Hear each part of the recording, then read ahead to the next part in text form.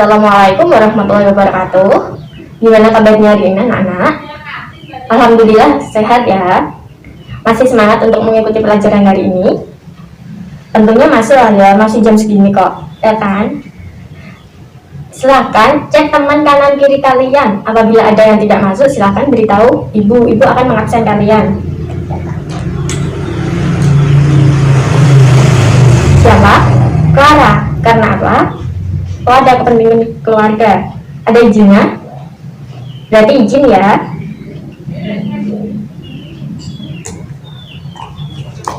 Oke, silahkan buku sebelum pelajaran matematika silahkan dimasukkan dan keluarkan buku matematika beserta peralatan yang berkaitan dengan pelajaran matematika ini.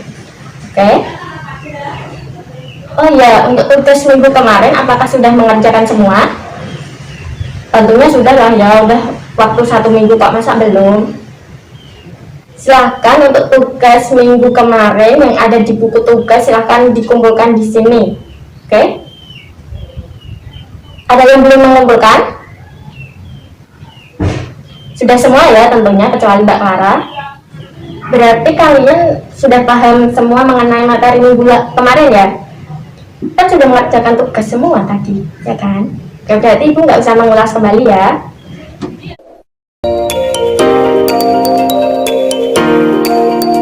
Oke, hari ini kita akan belajar mengenai materi logika matematika. Aslinya materi ini tidak perlu ibu jelaskan, itu kalian sudah paham, asalkan kalian membaca dan juga memahami secara betul-betul. Silahkan kalian buka buku pada halaman 25 mengenai materi logika matematika. Materi ini itu bisa dibilang susah juga enggak, bisa dibilang mudah juga bisa jadi ya, tergantung bagaimana kita memahaminya. Oke, sudah kalian buka semua? Apa enggak perlu ibu jelaskan ini? Kan materi ini juga dibilang mudah, ya kan? Oh, perlu dijelaskan. Kalau perlu dijelaskan silahkan. Untuk tangan kalian jangan ada yang di bawah meja. Silahkan simak buku kalian. Dan juga ketika ibu bertanya silahkan kalian menjawab, jangan ada yang menulis ya. Siap? Ya, kalau siap ibu akan menjelaskan materi ini. Pasti kalian bertanya, apa sih tujuan mempelajari materi logika matematika ini? Tujuannya yaitu untuk mengetahui cara-cara penarikan kesimpulan pada kehidupan sehari-hari. Di buku sudah ada logika, yaitu ilmu untuk berpikir dan menalar dengan benar.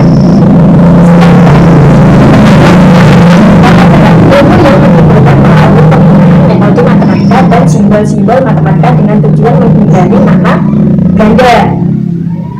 Sebelum membahas materi selanjutnya, di sini ada yang pertama ada yang namanya pernyataan.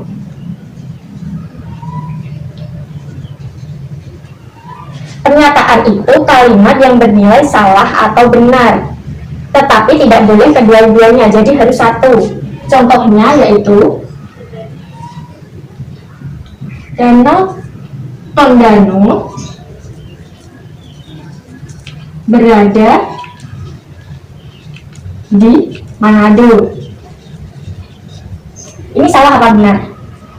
Salah ya, karena Danau Tondano ini berada di Sulawesi Utara. Jadi ini yang namanya pernyataan. Di sini juga dijelaskan suatu kalimat bisa dikatakan bukan pernyataan jika pernyataan dalam kalimat tersebut tidak dapat ditentukan benar atau salahnya. Contohnya kayak gini, rumah itu mewah. Rumah itu berisi atap genteng, lantainya berkeramik, pagarnya berpagar kayu, dan juga mempunyai 2 motor. Ketika orang pertama ditanya, apakah rumah itu mewah? Jawabnya tidak. Rumah mewah itu yang beratap genteng, dilapis dengan plafon, berlantai granit, dan juga berpagar besi, dan juga di dalamnya ada mobil. Itu yang namanya mewah menurut dia. Tetapi ketika orang kedua ditanya, apakah rumah itu mewah? Jawabnya iya. Rumah itu mewah karena rumah itu sudah ada atap genteng, berlantai keramik, dan juga berpagar kayu, serta ada 2 motor. Karena antara orang pertama dan orang kedua ini beda. Orang pertama itu bisa dibilang kaya, dan orang kedua itu bisa dibilang bercukup-cukupan sih, kayak gitu. Yang kedua ada kalimat terbuka. Yang kedua ada kalimat terbuka. yaitu kalimat yang mengandung perubahan atau variabel sehingga belum dapat ditentukan nilai kebenarannya. Contohnya yaitu X plus 5 sama dengan 17. Nah, ini jika X-nya kita ganti 12, maka pernyataan ini menjadi benar, ya kan? Tapi apabila X-nya 7, apakah 7 ditambah 5 sama dengan 17? Kan salah. Semua itu belum diketahui ini 7 atau 12-nya. Jadi kalimat ini namanya kalimat terbuka. Kayak gitu. Yang ketiga yaitu ada intaran, atau yang biasa disebut dengan negasi. Lambangnya seperti ini. Intaran atau negasi itu pernyataan yang menyangkal pernyataan yang diberikan. Negasi ini itu ditambahkan di awal kalimat berupa tidak benar bahwa.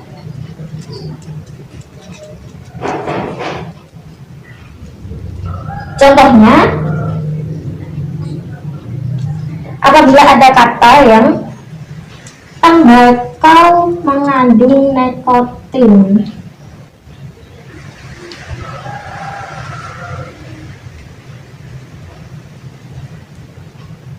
berarti intarannya atau negasinya yaitu tidak benar bahwa.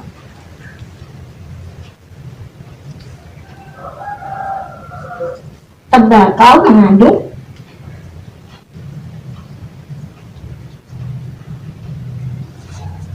nikotin.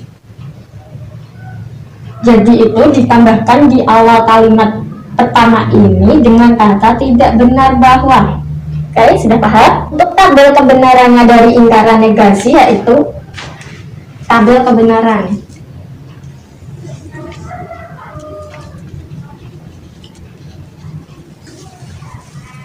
Apabila P-nya benar, maka intaran P-nya yaitu salah. Apabila P-nya salah, maka intarannya menjadi benar. Kayak gini ya. Di buku sudah ada tabelnya. Oke. Mau kalian tulis apa tidak? Tidak usah. Sudah ada di buku Pak ya. Ibu hanya sekelas menjelaskan saja.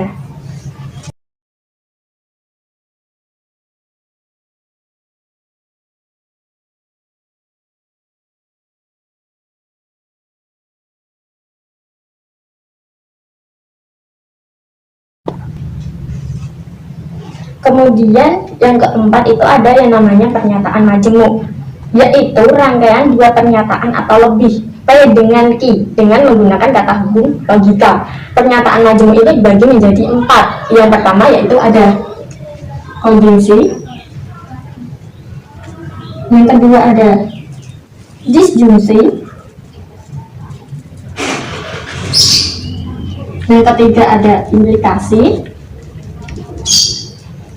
dan yang keempat ada diimplikasi. Di sini konjungsi yaitu pernyataan P dengan Q dapat digabung dengan kata hubung logika, dan untuk lambangnya yaitu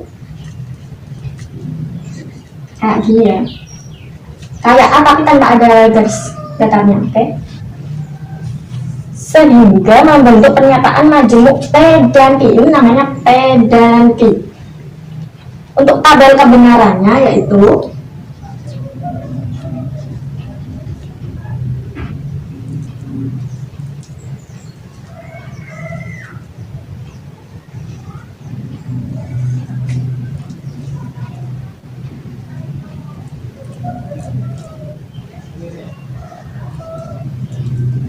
di sini konjungsi apabila P benar, Q benar, maka P dan Q-nya benar. Kemudian apabila P benar, Q salah, maka salah. Apabila P salah, Q benar, maka menghasilkan nilai salah. Kemudian apabila P salah, Q salah, menghasilkan nilai salah. Untuk mengingatnya, ketika konjungsi itu bernilai benar apabila keduanya bernilai benar. Selain itu bernilai salah, ya. Contohnya yaitu P-nya 2 kali 4 sama dengan 8. Q-nya 2 plus 4 sama dengan 6. Di sini apa? 2 kali 4 sama dengan 8, bernilai benar. Kemudian 2 plus 4 sama dengan 6, benar ya. Jadi di sini menghasilkan nilai benar menjadi benar.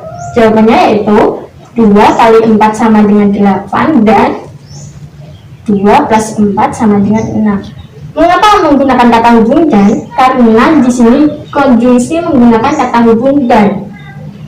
Ya. Kemudian yang kedua, ada yang namanya disjungsi. Disjungsi itu pernyataan P dengan Q dapat dibangun dengan kata hubung logika atau lambangnya yaitu V. V ya. Ini bacanya bukan V tapi P atau Q. Jadi kembalikan dengan ini. Untuk tabel kebenarannya yaitu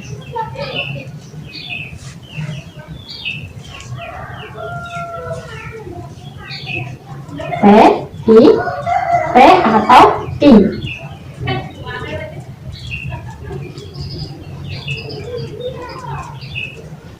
Di sini disjungsi apabila P benar, Q benar menghasilkan nilai benar. Kemudian P benar, Q salah menghasilkan nilai benar. Kemudian P salah, Q benar menghasilkan nilai benar. P salah, Q salah menghasilkan nilai salah. Kok bisa kayak itu? Emang ini udah apa ya, patokan dari zaman dahulu. Jadi nggak bisa kita merubahnya sendiri. Untuk mengingat ini, bernilai disjungsi itu bernilai salah apabila keduanya salah. Selain itu bernilai benar ya. Contohnya yaitu ketika P 2 kali 4 sama dengan 6, Q-nya 2 plus 4 sama dengan 8. Ini benar apa enggak? Salah ya. Ini salah. Apabila salah bertemu dengan salah, maka menghasilkan nilai salah. Jadi kalimatnya yaitu 2 plus 4 sama dengan 6 atau 2 plus 4 sama dengan 8. Ini 2 dikali 4 sama dengan 6 atau 2 plus 4 sama dengan 8. Jadi ini bernilai salah karena salah bertemu salah sama dengan salah. Kemudian yang ketiga yaitu ada yang namanya implikasi. Implikasi itu pernyataan P dengan Q dapat digabung dengan kata hubung logika. Jika P maka Q.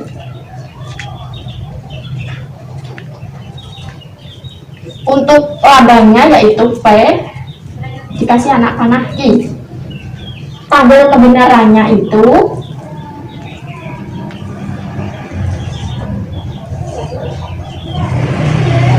P Q, kemudian di sini P, jika P maka Q.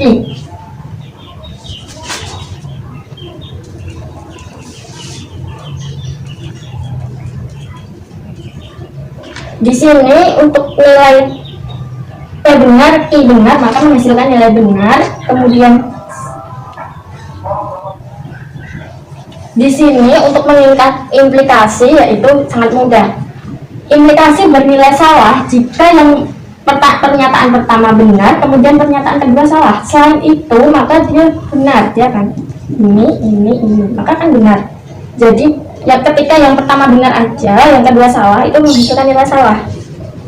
Contohnya yaitu ketika P 2 plus 2 sama dengan 5, kemudian Q-nya 5 adalah bilangan prima.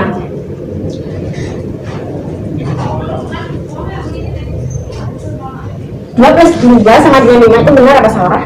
Salah ya. Kemudian 5 adalah bilangan prima, benar. Oke. Kemudian kita cek salah plus benar menjadi nilai benar. Tetapi kalimatnya jika 2 plus 2 sama dengan 5, maka 5 adalah bilangan prima. Kenapa menggunakan jika maka? Karena di sini ada ketentuan jika P maka Q. Kita masukkan P-nya, kemudian maka kita masukkan kalimat Q. Kemudian yang keempat ada yang namanya diimplikasi, yaitu pernyataan P dengan Q yang digabung menggunakan kata logika jika P dan hanya jika Q. Jika P dan hanya jika Q.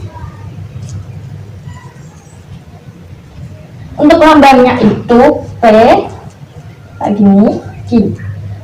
Jadi untuk implikasi itu anak panahnya 1, dan untuk diimplikasi itu anak panahnya 2. Jadi mudah untuk membedakan. Untuk tabel kebenarannya yaitu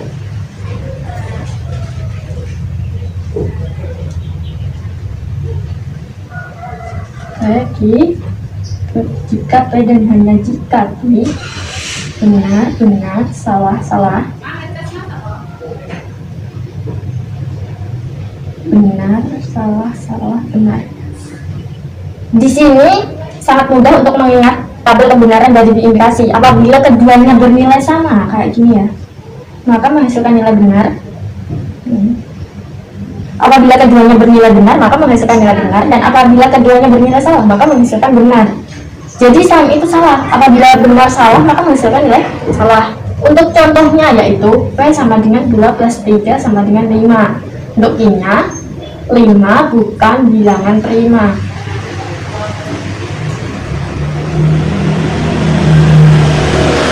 Plus 3 sama dengan 5 maksudnya apa? Benar. 5 bukan bilangan prima. Salah ya, karena 5 bilangan prima. Di sini menghasilkan nilai apa? Benar, salah. Maka hasilnya nanti akan salah. Untuk kalimatnya, jika 2 plus 3 sama dengan 5, dan hanya jika 5 bukan bilangan prima, maka nilainya yaitu salah ya, karena benar sama salah salah. Ada yang mau ditulis? Ya silakan, kalau mau ditulis ibu tunggu. Nanti kalau sudah bilang ya.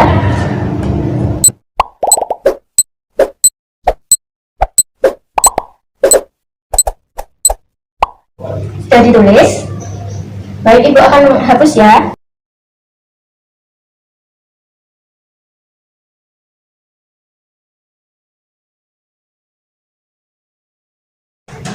Kemudian yang kelima ada yang namanya converse, inverse, dan juga kontraposisi. Dari sebuah implikasi dapat diturunkan pernyataan yang disebut converse, inverse, dan juga kontraposisi. Jika implikasinya, implikasi kan kayak gini, K P maka Q, kemudian konversnya yaitu jika Q maka P. Untuk inversnya yaitu ingkaran dari implikasi, yaitu jika ingkaran P maka ingkaran I. Untuk kontraposisi yaitu ingkaran dari converse, jika ingkaran P maka ingkaran P. Untuk tabel kebenarannya yaitu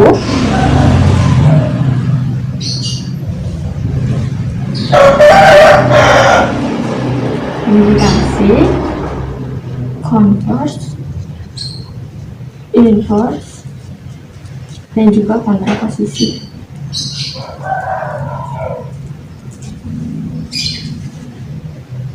Di sini lambangnya jika P maka Q, jika Q maka P, jika ingkaran P maka ingkaran Q, jika ingkaran Q maka ingkaran P.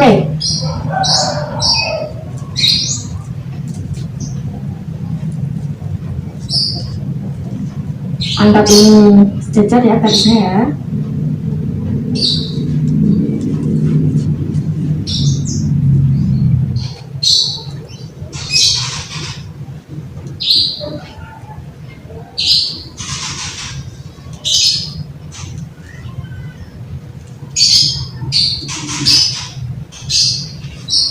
Kemudian di sini apabila B benar, Q benar, P benar, Q salah, P salah, Q benar, P salah, Q salah.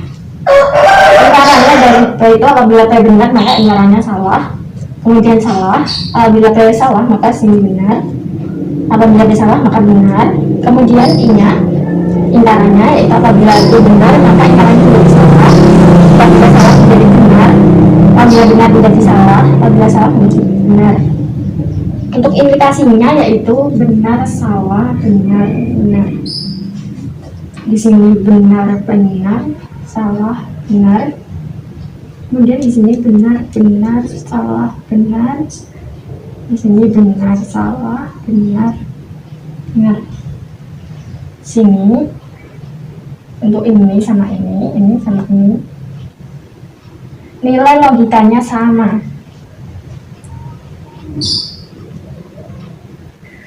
Jadi untuk mengingatnya mudah ya. Antara implikasi dan juga kontraposisi, sedangkan untuk konvers namanya inverse. Contohnya yaitu sini ya, apa ya? Contoh, ketika implikasinya jika ada gula maka ada semut. Di sini pernyataan P-nya itu ada gula, sedangkan pernyataan Q-nya ada semut. Ini implikasi. Sekarang kita ubah menjadi konvers. Konversnya yaitu jika Q maka P. Jadi kita balik. Jika Q-nya ada semut, maka kemudian P kita masukkan ada gula. Untuk inversnya yaitu jika ingkaran P maka ingkaran Q kita masukkan. Jika tidak ada bahwa, kan ingkaran tidak ada bahwa ya depannya ya, ada gula, maka tidak ada bahwa ada semut. Kemudian yang ketiga kita masukkan kontraposisi. Jika ingkaran Q maka ingkaran P. Jika tidak ada bahwa, ingkaran Q-nya ini ada semut, maka tidak ada bahwa ada gula. Kayak gini ya. Apa mau ditulis? Tidak usah, di buku sudah ada ya. Itu bagus ya.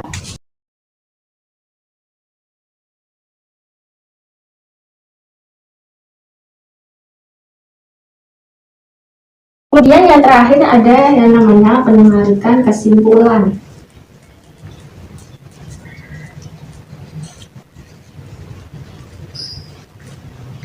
Pernyataan implikasi beserta komponen pembentuknya yaitu hipotesis dan konklusi dapat digunakan untuk melakukan suatu penarikan kesimpulan. Di sini yaitu suatu atau beberapa pernyataan yang benar. Pernyataan yang benar itu disebut dengan premis, sedangkan kumpulan dari premis disebut dengan asumsi. Di sini penarikan kesimpulan itu dibagi menjadi tiga. Pertama ada modus ponens, yang kedua ada modus tollens, dan yang ketiga ada silogisme.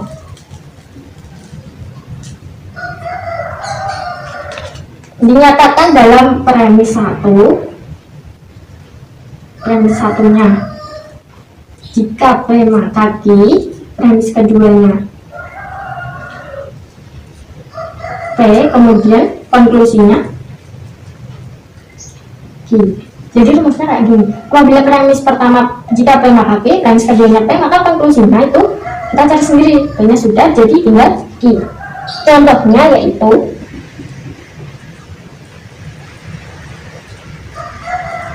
premis 1. Jika Diana rajin belajar, maka Diana pintar. Di sini P-nya itu Diana rajin belajar, sedangkan untuk Q-nya Diana pintar. Jadi premis keduanya Premis kedua, Diana rajin belajar. Di sini yang namanya konklusi itu kayak seperti solusi sih, kayak gitu. Konklusinya jadi konklusinya jadi jawabannya yaitu Diana pintar. Kemudian yang kedua ada yang namanya modus tollens. Premis 1 nya itu jika P maka Q. Premis keduanya ingkaran Q maka konklusinya ingkaran P. Contohnya itu contoh dari premis 1, jika hari ini hujan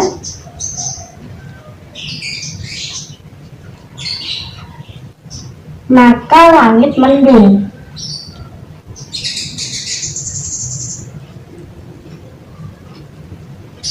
Di sini yang pernyataan P itu hari ini hujan, kemudian yang pernyataan Q langit mendung. Kemudian premis 2-nya ingkaran dari Q, tidak ada bahwa, kan ingkaran itu tidak ada bahwa di depan kalimat ya dinyatakan ini langit mendung.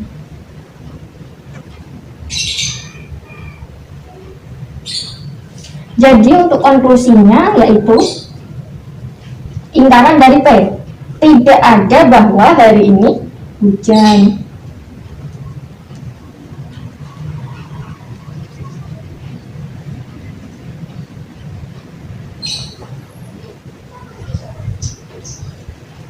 Kemudian yang ketiga ada yang namanya silogisme. Silogisme juga dinyatakan dalam bentuk premis. Premis pertama itu jika P maka Q. Premis kedua jika Q maka R. Kemudian untuk konklusi yang belum ada di sini yaitu huruf jika P maka, kan Q-nya udah ada 2, yang kurang 1 dari R. Jika P maka R. Untuk konklusinya, contohnya premis 1, jika saya lulus maka saya bekerja. Di sini yang pernyataan P-nya saya lulus, kemudian yang pernyataan Q-nya saya bekerja. Ini premis 1 ya, ini premis 2. Jika kita masukkan Q-nya, saya bekerja, maka saya punya uang. Ketika ini Q, maka saya punya uangnya R, ya kan? Jadi untuk konklusinya kita masukkan P-nya, jadi jika P maka R. Jika saya lulus maka kita masukkan R-nya, saya punya uang. Mari ditulis dulu. Oke.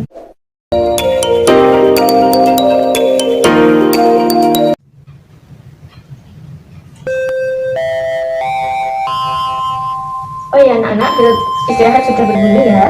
Alhamdulillah hari ini kita sudah menyelesaikan pembelajaran mengenai materi logika matematika. Oh ya, untuk tugasnya silahkan kalian kerjakan latihan soal 1 di buku tugas. Nanti ibu akan cocokkan tugas kalian minggu kemarin. Silahkan untuk ketua kelas nanti sebelum pulang sekolah silahkan ambil ya di meja ibu. Dan tolong beritahu Mbak Clara besok kalau udah masuk silahkan suruh mengumpulkan buku tugas dan kasih tahu untuk tugas hari ini ya. Kemudian silahkan kalian pelajari bab selanjutnya mengenai induksi matematika. Oke? Biar minggu depan Ibu tinggal menjelaskan ya.